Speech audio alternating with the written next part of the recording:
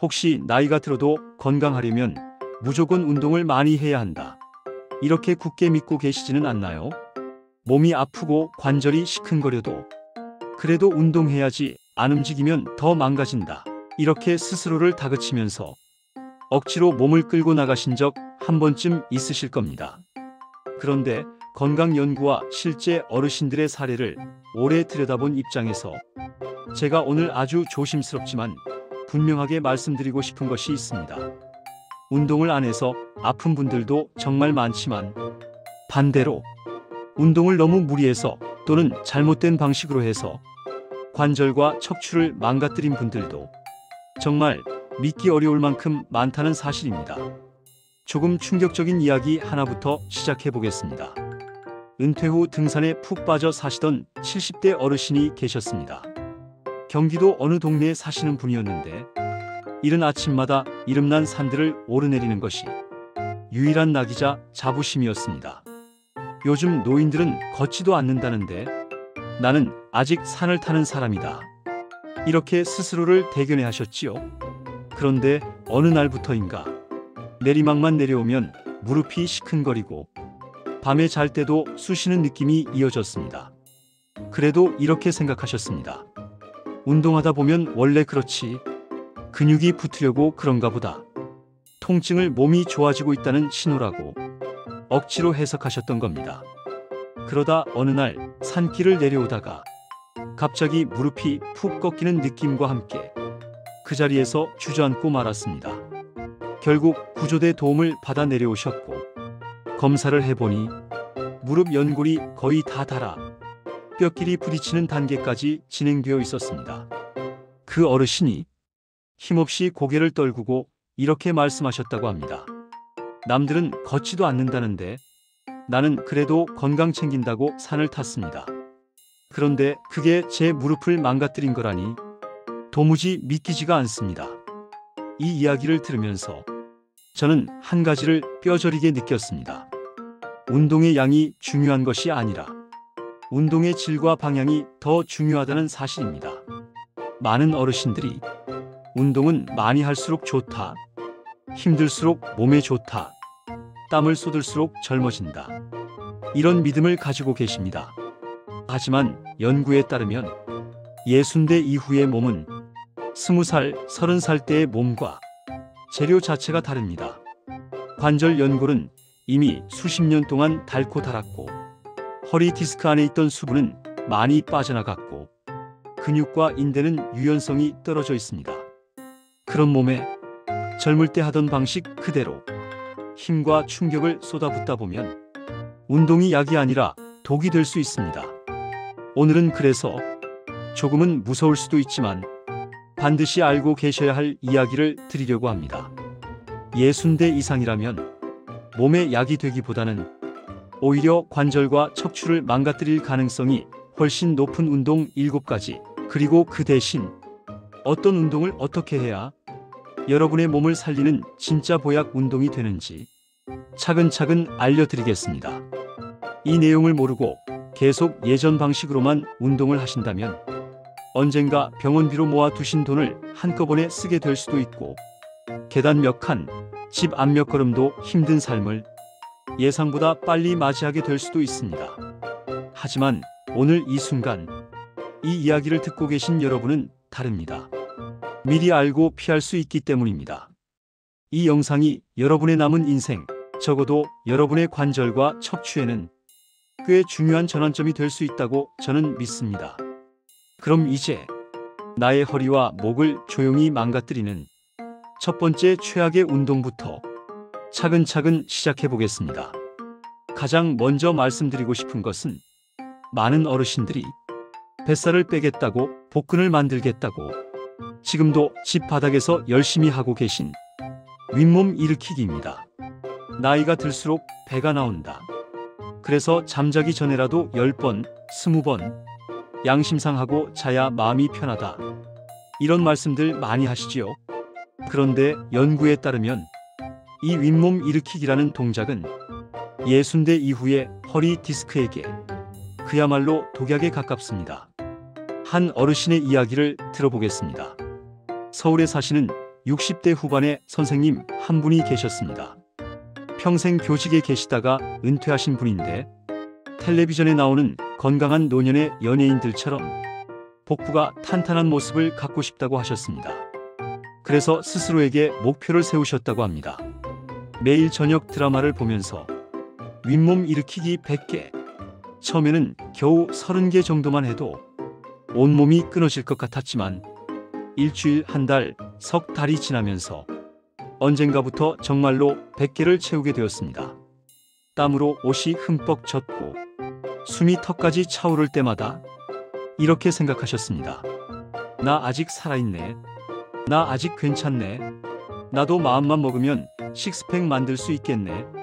그런데 어느 날 윗몸을 일으키다가 허리에서 갑자기 찌릿하는 통증과 함께 그 자리에서 그대로 주저앉고 말았습니다.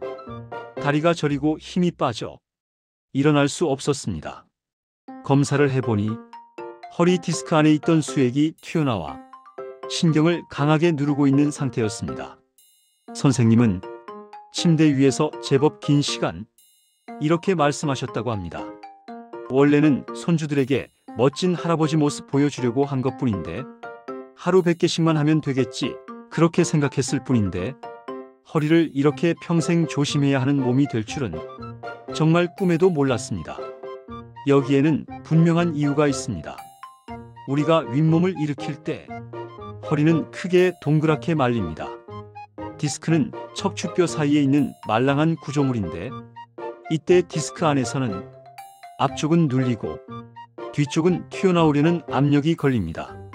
젊었을 때는 디스크 속 수분이 충분하고 섬유막도 튼튼해서 그 압력을 그런대로 버텨냅니다. 하지만 60대 이후에는 디스크 속 수분이 줄어들고 섬유막은 오래된 고무처럼 탄력성을 잃어버립니다.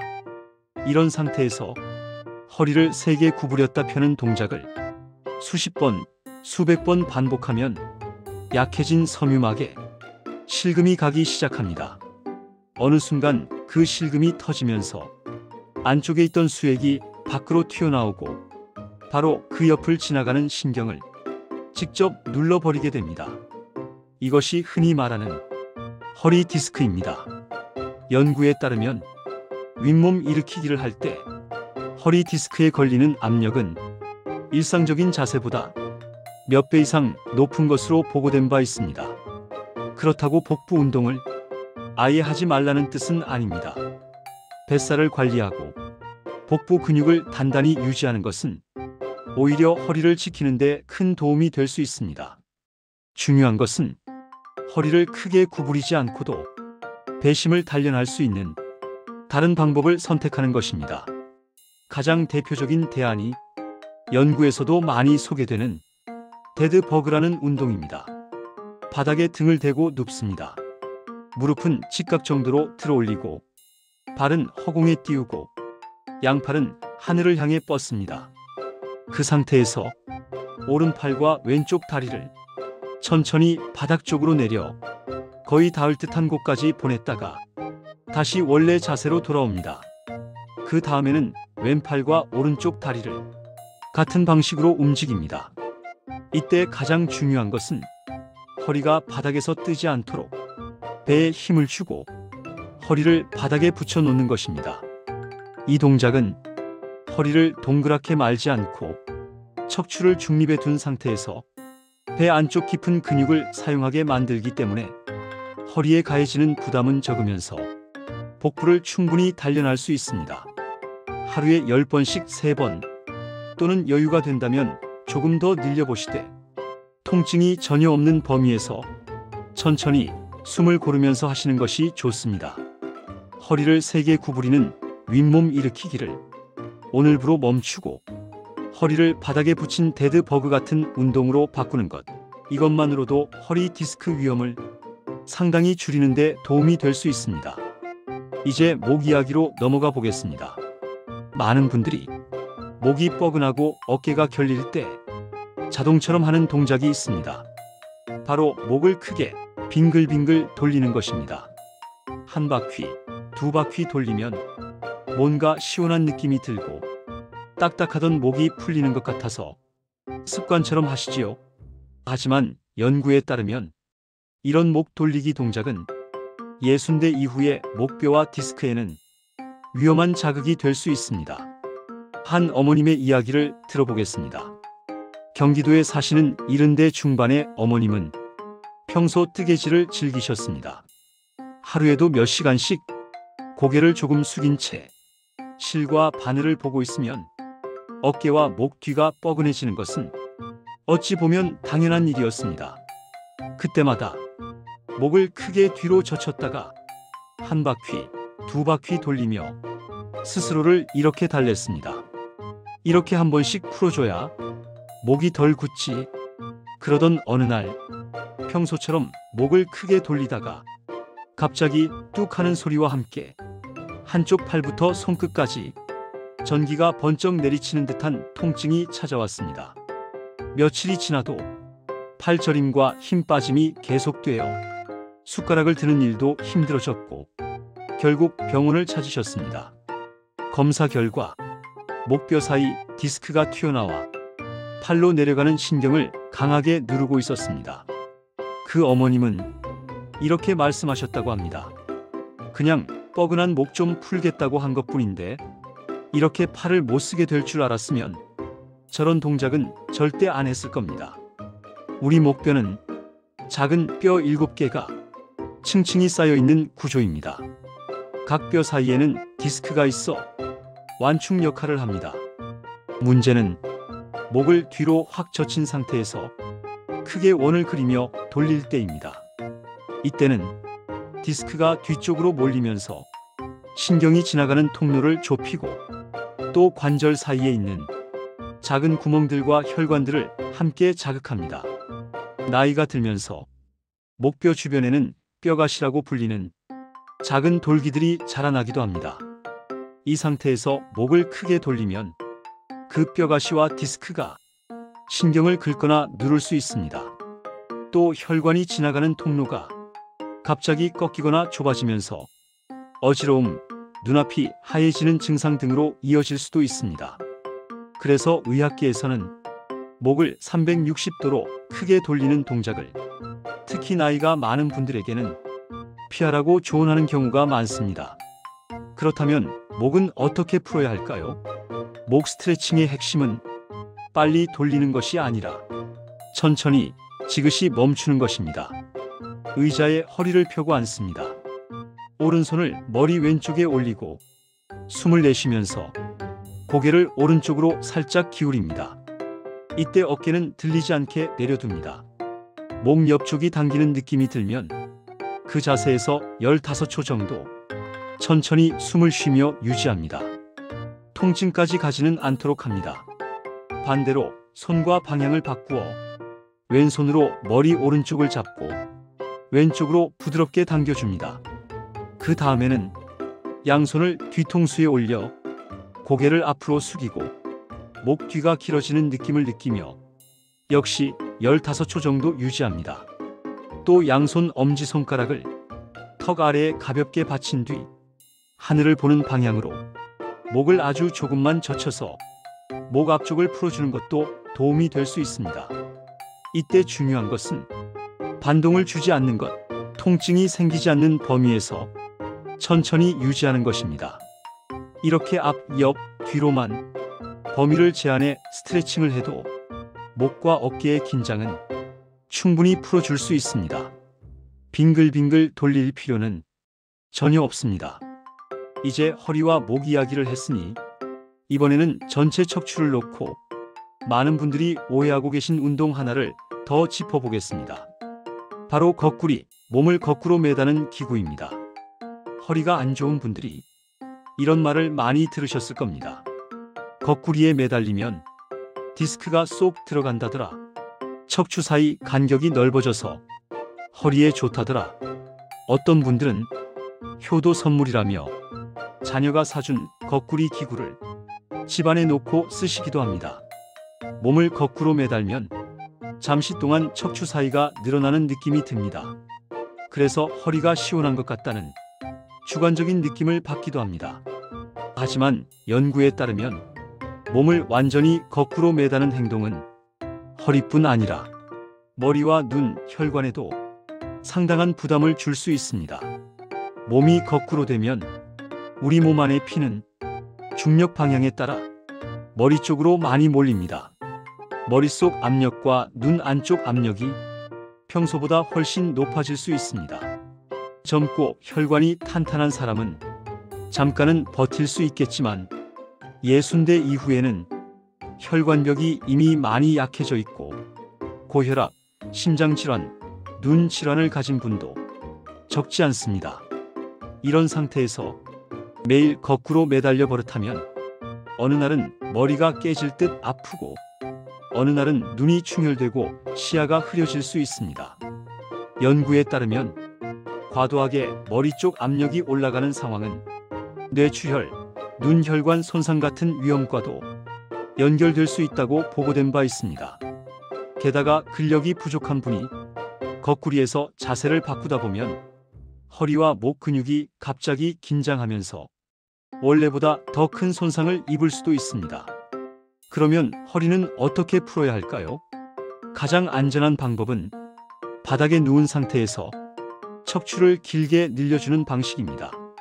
바닥에 편안히 누워 무릎을 세우고 양팔을 머리 위로 쭉 뻗어보세요. 마치 누군가가 내 손과 발을 양쪽으로 잡아당겨 몸을 길게 만들어주는 것처럼 상상하면서 숨을 깊게 들이쉬고 천천히 내쉽니다. 이때 허리를 바닥에 붙인 상태에서 30초 정도 유지합니다. 이 간단한 동작만으로도 척추 사이 근육이 부드럽게 늘어나고 허리에 걸려있던 긴장이 꽤 많이 풀리는 것을 느끼실 수 있습니다. 또 네 발로 기는 자세에서 고양이와 낙타가 되는 운동도 좋습니다. 양손과 무릎을 바닥에 대고 등이 바닥과 수평이 되도록 합니다. 그 다음 숨을 내쉬면서 배를 안쪽으로 끌어당기고 등을 둥글게 말아 올립니다. 고양이가 몸을 환하게 세운 것 같은 모양이 됩니다. 다시 숨을 들이쉬며 배를 바닥 쪽으로 천천히 내리고 허리를 조금 오목하게 만들며 고개를 들어 정면을 봅니다. 이 동작을 천천히 10번 정도 반복하면 척추 마디마디가 부드럽게 움직이며 주변 근육이 이완됩니다. 중요한 것은 시원함만 쫓지 말고 안전함을 먼저 챙기는 것입니다. 이제 허리와 목, 척추 이야기에서 무릎과 하체로 시선을 옮겨보겠습니다. 헬스장에 가보면 어르신들이 가장 당당해지는 순간이 있습니다. 바로 레그 프레스라는 기구에 앉을 때입니다. 발판을 힘껏 밀어 올리면서 이렇게 말씀하십니다. 허벅지 근육을 키워야 무릎이 안 망가진다더라. 그래도 나는 아직 이 정도 무게는 밀 수 있다. 허벅지 근육을 키우는 것이 무릎을 보호하는 데 도움이 될 수 있다는 것은 연구에서도 여러 번 보고된 바 있습니다. 문제는 방법입니다. 무릎을 너무 깊게 구부리거나 너무 무거운 무게를 쓰거나 무릎을 완전히 잠그듯이 펴는 습관은 연골과 연골판에 직접적인 손상을 줄 수 있습니다. 한 어르신의 사례를 들어보겠습니다. 70이 넘은 남성분이었습니다. 누군가에게 허벅지가 튼튼해야 무릎 관절을 보호할 수 있다, 이런 말을 들으시고 헬스장 회원권을 끊고 레그 프레스에 빠지셨습니다. 처음에는 가벼운 무게로 시작했지만 다음 주, 그 다음 주 조금씩 무게를 올리다 보니 언젠가는 자신도 놀랄 만큼 큰 무게를 밀고 계셨습니다. 헬스장에서 젊은 사람 못지않게 기계를 미는 자신의 모습을 보며 속으로 뿌듯해 하셨습니다. 하지만 2달쯤 지났을 때부터 무릎이 점점 이상해지기 시작했습니다. 운동을 할 때만 아픈 것이 아니라 가만히 있을 때도 욱신거리고 계단을 내려갈 때는 무릎이 굽히는 대로 꺾일 것 같고 밤에 누워 있어도 쑤셨습니다. 검사를 해보니 무릎 속 연골판이 찢어져 있고 연골이 여기저기 닳아 있었습니다. 무릎을 지키려고 시작한 운동이 오히려 무릎을 망가뜨린 겁니다. 이제 다시 질문을 해보게 됩니다. 꼭 이렇게까지 무거운 기구를 써야 할까? 나한테 맞는 강도와 방식은 무엇일까? 연구에 따르면 60대 이후의 무릎은 가벼운 체중 부하, 천천히 반동 없이 하는 운동만으로도 충분히 근력이 향상될 수 있습니다. 굳이 무거운 쇳덩어리를 밀지 않아도 허벅지 근육을 잘 키울 수 있다는 뜻입니다. 가장 좋은 대안 중 하나는 이미 앞선 대본에서 말씀드렸던 의자에서 앉았다 일어서기입니다. 의자를 하나 두고 엉덩이를 의자 앞부분에 살짝 걸터 앉습니다. 발은 어깨 너비로 벌리고 무릎이 발끝보다 많이 나가지 않도록 자세를 잡습니다. 팔은 가슴 위로 모거나 앞으로 쭉 뻗어 균형을 잡습니다. 그 상태에서 엉덩이를 뒤로 살짝 빼면서 허벅지와 엉덩이에 힘을 주어 천천히 일어납니다. 그리고 다시 마치 부드럽게 앉는다고 생각하며 천천히 내려옵니다. 이 동작을 5번, 10번 정도 무릎 통증이 없는 범위에서 반복합니다. 허벅지 앞쪽과 뒤쪽 엉덩이 근육까지 골고루 사용되기 때문에 무릎 관절을 지지하는 힘이 조금씩 좋아지는 것을 느끼실 수 있습니다. 이제 옆구리와 허리 이야기로 넘어가겠습니다. 나이가 들수록 옆구리 살, 허리 둘레가 두꺼워지는 것이 눈에 띄게 느껴지지요. 그래서 헬스장이나 공원에서 이런 운동을 하시는 어르신들을 자주 봅니다. 한 손 또는 두 손에 아령을 들고 몸을 좌우로 쭉쭉 기울이는 동작입니다.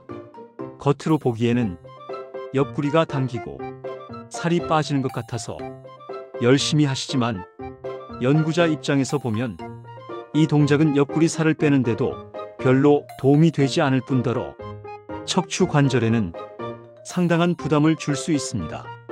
몸을 한쪽으로 많이 기울이면 그 방향의 디스크와 관절에 압력이 한꺼번에 쏠립니다. 디스크가 이미 얇아진 상태이거나 척추관이 조금 좁아진 상태라면 이 비대칭 압력은 신경이 지나가는 통로를 더 좁게 만들 수 있습니다. 그래서 어떤 분들은 이 운동을 오래 하다가 허리 한쪽부터 다리까지 찌릿한 통증과 저림이 생기기도 합니다. 옆구리 살은 그 부위 근육만 움직인다고 빠지는 것이 아닙니다. 연구에 따르면 특정 부위만 골라서 살을 빼는 것은 사실상 불가능하다는 결과가 많습니다. 지방은 전신에서 빠지고 운동은 근육을 만드는 역할을 합니다. 그렇다면 옆구리와 허리를 어떻게 안전하게 단련할 수 있을까요? 가장 좋은 방법 중 하나가 사이드 플랭크입니다. 옆으로 누워 아래쪽 팔꿈치를 어깨 바로 아래에 두고 팔꿈치와 팔뚝으로 몸을 지지합니다. 다리는 포개어 펴고 천천히 엉덩이를 들어 올려 머리에서 발끝까지 일직선이 되게 합니다. 처음에는 무릎을 바닥에 대고 상체만 들어 올리는 방식으로 시작해도 좋습니다. 그 자세에서 20초에서 30초 정도 숨을 고르며 유지합니다. 이 동작은 척추를 중립 상태로 둔 채 옆구리 근육과 코어 전체를 동시에 사용하게 합니다. 무게를 한쪽에만 들고 몸을 꺾어버리는 운동보다 훨씬 안전하면서도 효과적으로 허리 주변을 단련할 수 있습니다. 이제 계단 이야기로 넘어가 볼까요? 운동할 시간이 없어서 출퇴근길에 계단을 이용한다. 엘리베이터 대신 계단 오르기야말로 가장 좋은 운동이다. 이렇게 생각하시는 분들 많으십니다. 여기까지는 상당히 괜찮은 생각입니다. 문제는 계단을 오르고 내릴 때 심지어 뛰어서 오르내리는 것입니다. 연구에 따르면 계단을 내려올 때 무릎 관절에 실리는 하중은 평지에서 걸을 때보다 여러 배 더 커집니다. 특히 체중이 많이 나가거나 연골이 이미 얇아진 상태라면 이 충격은 연골을 금방 닳게 만들 수 있습니다. 그런데 계단을 성큼성큼 혹은 한 계단씩 건너뛰며 내려오거나 발 뒤꿈치부터 쿵쿵 찍으며 내려오면 그 충격은 더 커집니다. 더 위험한 것은 계단을 뛰어 올라가고 내려오는 습관입니다. 시간이 없으니 운동량을 한 번에 채우겠다며 계단을 뛰어오르는 분들 생각보다 많습니다. 앞서 소개한 사례처럼 이렇게 계단을 몇 년 동안 뛰어다니다가 무릎 연골이 너덜너덜해진 채 병원에 오시는 분들이 적지 않습니다. 그렇다면 계단은 어떻게 활용해야 할까요? 첫째, 뛰지 않습니다. 둘째, 내려갈 때보다 올라갈 때에 집중합니다. 계단을 오르는 것은 심장과 허벅지 근육을 단련하는데 어느 정도 도움이 될 수 있습니다. 하지만 내려올 때는 관절의 부담을 줄이기 위해 가능하면 엘리베이터를 이용하거나 난간을 꼭 잡고 무릎을 살짝 구부린 상태에서 아주 천천히 내려오는 것이 좋습니다.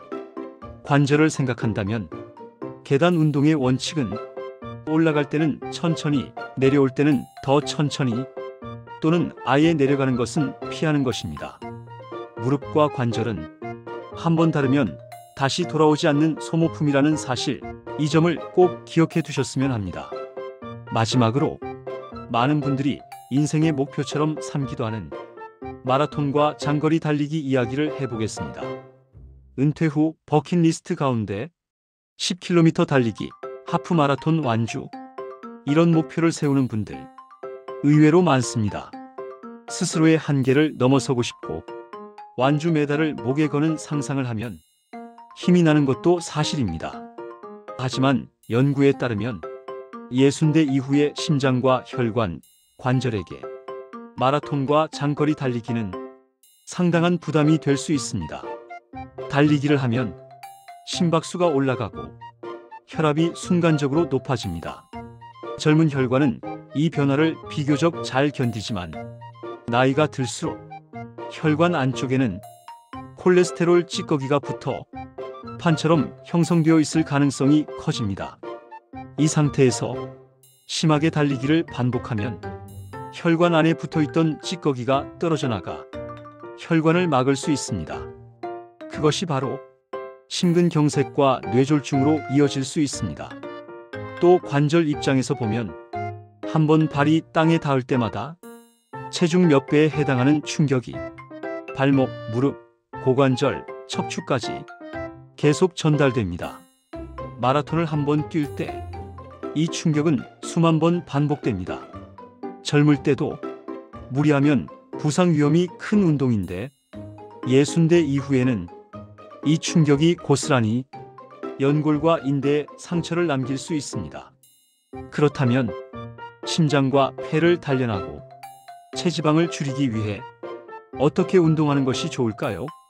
연구에 따르면 달리기 대신 빠르게 걷기와 간헐적 빠른 걷기만으로도 심폐기능 향상과 혈당 관리에 상당한 효과가 있을 수 있다고 보고되어 있습니다. 옆 사람과 편하게 대화하기는 조금 힘들지만 짧은 문장을 말하는 정도는 가능한 속도로 30분 정도 걷는 것, 이것만으로도 심장에 꽤 좋은 자극이 됩니다.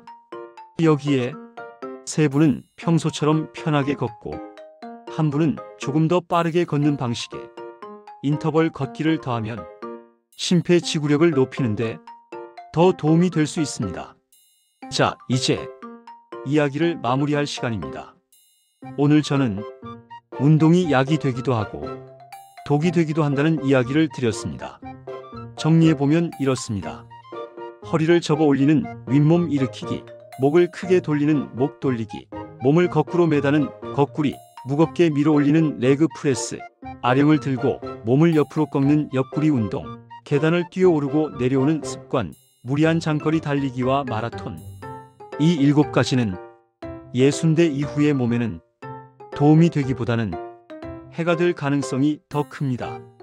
대신 허리는 데드버그와 브릿지 같은 누워서 하는 코어 운동으로, 목은 빙글빙글 돌리기 대신 앞, 뒤, 옆으로 지그시 멈추는 스트레칭으로, 무릎과 엉덩이는 레그 프레스 대신 의자에서 앉았다 일어서기로, 허리와 옆구리는 아령 들고 꺾기 대신 사이드 플랭크 같은 코어 전체 운동으로, 심장과 폐는 계단 뛰기와 마라톤 대신 빠른 걷기와 인터벌 걷기로, 이렇게 방향만 바꿔주셔도 운동이 독이 아니라 정말로 몸을 살리는 보약이 될 가능성이 훨씬 커집니다. 운동의 목적은 남들에게 보여주는 것이 아닙니다. 기록을 세우기 위해서가 아니라 통증 없이 내 발로 걷고 사랑하는 사람들과 함께 웃고 손주를 안아줄 수 있는 힘을 오래도록 지키기 위해서입니다. 하루 이틀 무리해서 하는 운동보다 10년, 20년 동안 꾸준히 이어갈 수 있는 안전한 운동이 진짜 좋은 운동입니다. 혹시 지금 하고 계신 운동 가운데 오늘 들으신 이야기와 겹치는 것이 있다면 나는 여태까지 운동을 잘못했구나 하고 자책하지는 않으셨으면 합니다. 중요한 것은 어제까지가 아니라 오늘 이후입니다. 잘못된 습관을 알게 된 바로 오늘이 여러분의 남은 인생을 더 건강하게 바꿀 수 있는 가장 빠른 날입니다. 이제 이렇게 한 주를 스스로에게 약속해 보시면 어떨까요? 나는 오늘부터 윗몸 일으키기를 멈추고 허리를 구부리지 않는 코어 운동을 시작합니다. 또는 나는 오늘부터 계단을 뛰어내려가는 습관을 버리고 천천히 오르기만 하겠습니다. 이 짧은 선언 한 줄이 여러분의 관절과 척추 그리고 건강 수명을 분명히 다른 길로 이끌 수 있습니다. 오늘 이야기가 조금 길었을지 모르겠습니다. 하지만 제 마음은 한 가지입니다. 운동은 분명 나이 들어서도 우리를 살리는 큰 힘이 될 수 있습니다. 다만 방향만 조금 똑똑하게 바꾸면 됩니다. 여러분이 아프지 않고 덜 후회하면서 더 오래, 더 멀리 걸어가실 수 있도록 저는 연구와 이야기를 통해 계속 곁에서 돕고 싶습니다. 오늘 이 내용을 들으시고 정말 도움이 되었다고 느끼셨다면 나는 오늘부터 무엇을 멈추고 무엇을 새로 시작할지 댓글로 한 줄 남겨주세요. 그 한 줄이 여러분의 몸을 바꾸는 첫걸음이 될 수 있습니다. 그리고 앞으로도 이렇게 여러분의 삶에 실제로 도움이 되는 건강 정보를 꾸준히 나눌 수 있도록 구독과 좋아요, 알림 설정까지 잊지 말고 눌러주시면 감사하겠습니다. 여러분의 건강한 노년과 통증 없는 하루하루를 연구자로서, 동행자로서 진심으로 응원합니다.